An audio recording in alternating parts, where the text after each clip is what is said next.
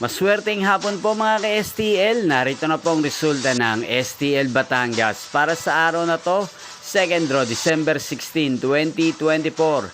Araw ng Lunes, naway ang mga natayaan niyo pong mga numero kanina ay manalo nawa ngayong hapong ito, 4:30 PM. Kaya kunin niyo na po yung mga tickets. Narito na po ang resulta.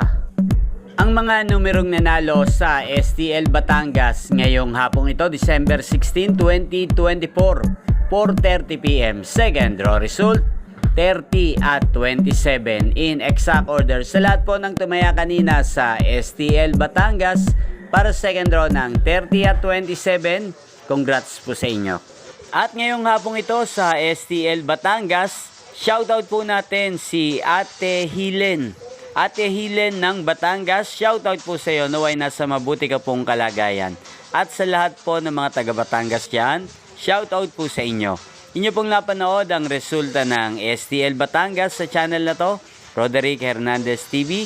Maraming salamat po sa patuloy niyo pong pagsuporta at panonood sa aking channel araw-araw. Huwag pong kalimutang mag-subscribe. Thank you for watching. Magkita-kita pong muli tayo mamayang 8:30 PM.